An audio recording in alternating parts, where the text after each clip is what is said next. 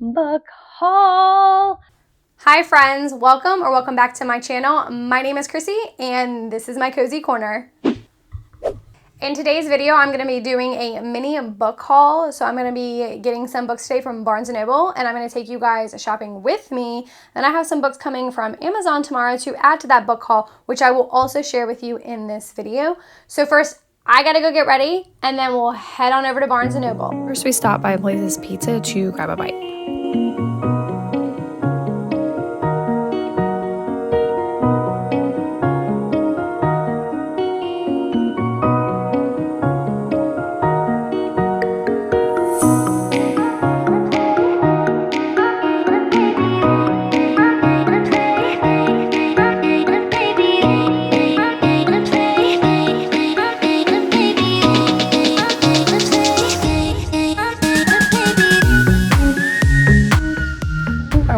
Just because of the cover.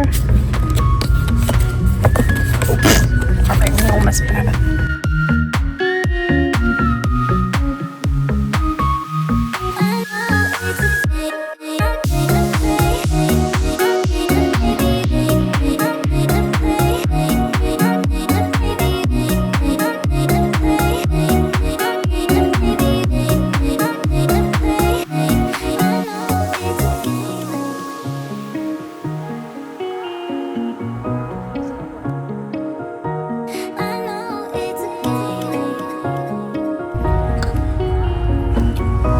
Absolutely not.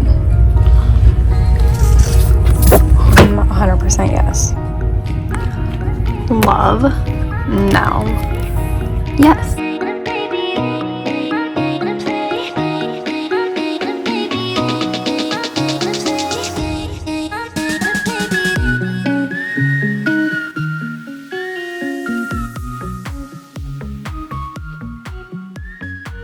Alright, so welcome to my book haul. I have 21 books to go over. I have a little bit of fantasy, mostly fantasy actually. I have a horror, I have some thriller, romance, and then there's 3 that were actually given to me that I'm going to talk about. So we'll start with the fantasy first. The first one is Leigh Bardugo.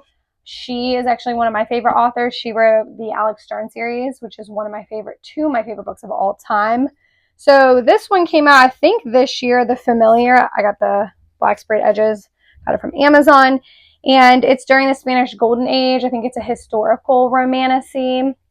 The main character in the book has like magical powers, but nobody really knows. And I think she's a maid and she uses them to kind of like make her job easier. But then her employer finds out, and then she wants to use her magic to make them better in their society. And then where the romance comes in, I believe she has kind of a gentleman who supports her and helps her wield her magic. So yeah, I'm really excited about this one. Leigh Bardugo. The next one we have is 5 Broken Blades. I'm gonna be real with y'all. I really just like saw these sprayed edges and it was a fantasy book. I'm like, I'm gonna go ahead and buy that. But now that I've heard the premise, I think it sounds really, really interesting. There is 5 characters in this book, and they're really, really good liars. I think they're all dangerous, and you get a little bit of all their point of views throughout. They're tasked to kill the king, and I think it's like a Korean inspired. I'm not 100% sure on that one, but that's what I've heard. And so they're tasked to try and kill the king, but only one of them will be able to come out with a crown. But they all have to trust each other. I think this one sounds really, really interesting. Some people were saying, I haven't read 6 of Crows yet, which that's high up on my TBR, but they said it kind of reminded them of that a little bit. So, right, so the next one, every time I go to Barnes & Noble, I've been meaning to buy it. Like, I pick it up and then I put it back down because I'm like, oh, I'm not ready to start the series. So this one is An Ember in the Ashes. This one is a girl is going to spy on a reigning empire. So she's spying for a rebellion. And that's pretty much all I know about this. I think her brother is like captured and they promise to help her get him. But that kind of like the synopsis kind of sounds, or like the little bit I know about it, kind of makes me think of Star Wars, the whole rebellion against the Empire and all that stuff. So that got me even more interested. So I'm really excited about this one. I know that this was popular on booktube, popular a while ago. So I missed the whole hype on that. Like I don't know if I was back into reading. So yeah, really excited about that one. Okay. All right, so the next fantasy book is also the first in a series that I hear nothing but good things about is Jade City. A lot of my favorite booktubers, this is like one of their favorite series of all time. I know a little bit about it. I know that there's it takes place on an island. 2 clans rule over that island, but they're currently in conflict. So I know this is an urban fantasy, and like the main magic system, what it revolves around, and then even the currency in it is jade.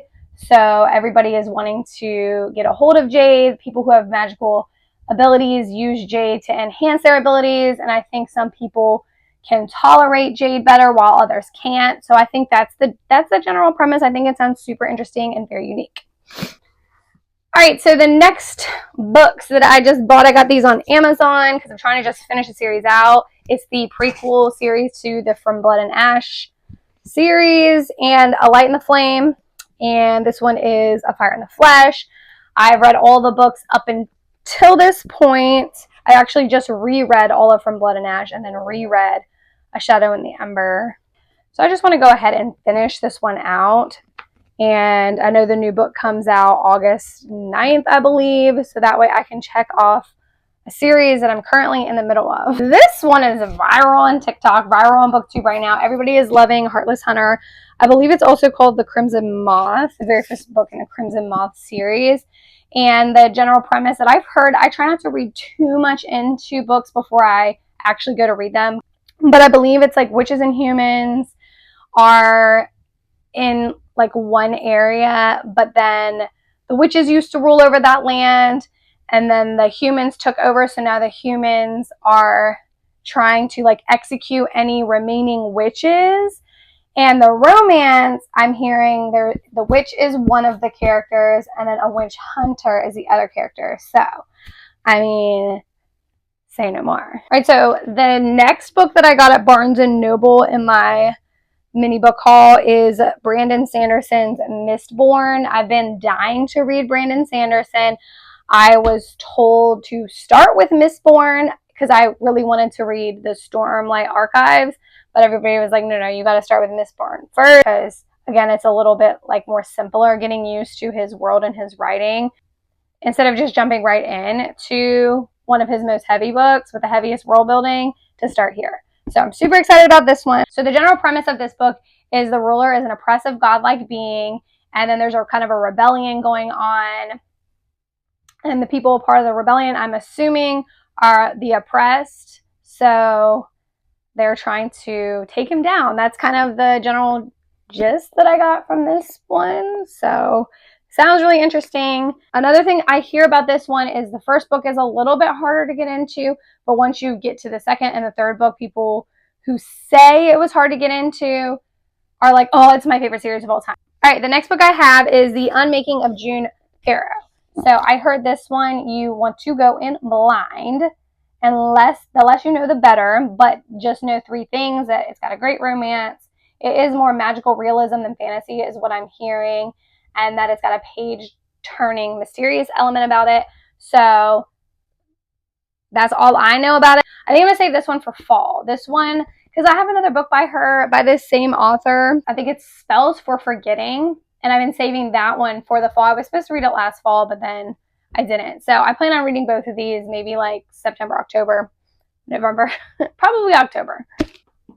Okay, so the next one that I have is Empire of the Vampire, but it's set in a post-apocalyptic world, and the sun is dim, so all the vampires are just wreaking havoc, and that's all I know about it, but it sounds exactly like something I would want to read. So super excited about that. I believe there is also a romance in here, but I think it's a subplot, but we'll see, I guess, when I read it. Again, another one I'm saving for the fall.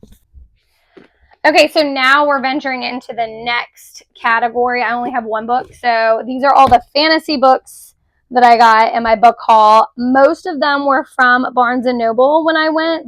All right, but the next one is going to be horror, so A Dowry of Blood. A lot of these books that I have, it's like I see all these good things about it. That's why I bought them, obviously. So this one is about based on Dracula and his first bride, and it's kind of like her writing a letter to him about how, like, what about their history and all the things that went on in their relationship and how it affected her. I'm super excited to read this one. Maddie and Kristen, they're on YouTube, they're on TikTok. They highly, highly, highly praise this one. So I trust their judgment. I trust their book taste. All right, now we are in our thriller part of the book haul. So a lot of these I got on Amazon. I got all of them but one on Amazon. So the next three that I talk about. So Bunny is supposed to be like a culty, dark academia, kind of like mysterious book. I don't know too much about it. It's another one people say, like, yeah, go in blind on this one. This one I feel like is going to be a winner. All right, so the next thriller that I have is The Hunting Wives. It says it's sultry, salacious, and utterly unpredictable. You will devour it. Awesome. That sounds great. But what I do know about this book, other than the blurb on the front, or Riley Sager, he said it. That was his little review about it. Okay, I like Riley Sager. He can be a hit or a miss with me, but he's been more of a hit than a miss. So this one is about a woman named Sophie, and she leaves her job to settle down with her husband and her son in I think it's a different state. And then she meets a woman named Margot, I believe is her name, who's kind of part of a clique called The Hunting Wives. And she becomes kind of obsessed and infatuated by this woman. And then they do some like dark things is what I'm hearing. And then all of a sudden a teenager ends up dead. And then she's kind of like at the forefront of the suspects for the investigation. So yeah, that one sounds promising, especially the word unpredictable. I like that. I like that in the thriller. So let's hope that's true. This one's called The Bright Young Women, which is based on the murders that happened in the 70s when Ted Bundy, he was the one committing the murders. And this one is specifically centered around the sorority that he hit back then.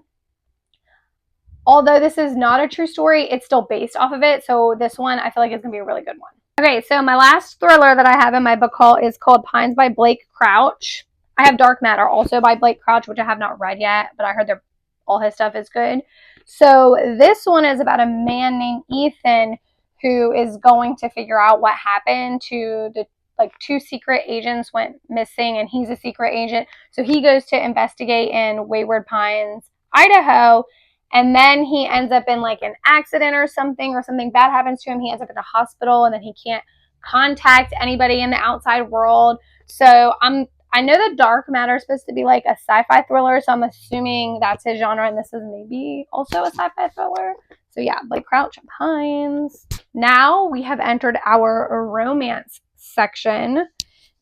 Is it the smallest one? I have 3 romance books. Okay, so starting with the 7-Year Slip. I know this one's pretty popular, but she likes to do magical realism. The Dead Romantics was magical realism. This is also magical realism. I believe she ends up falling in love with her roommate who's 7 years in the past. So that's kind of like all I know about it, but it sounded interesting. I thought her first one the writing was good. The story was okay, but I'm hearing this one is like miles and miles better than that one. This is a lot of people's like favorite book of the year.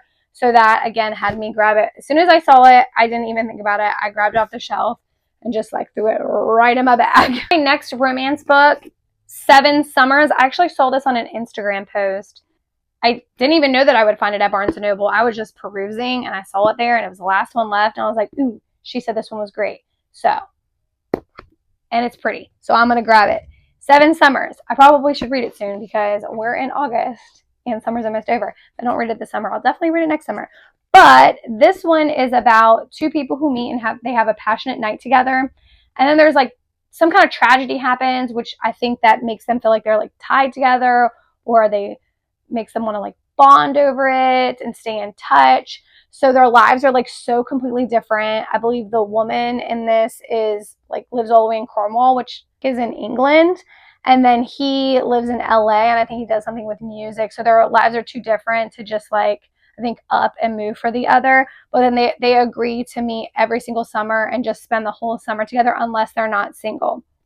And then I think like she ends up meeting somebody when all of this happened. So now she has to decide which way she wants her life to go. So yeah.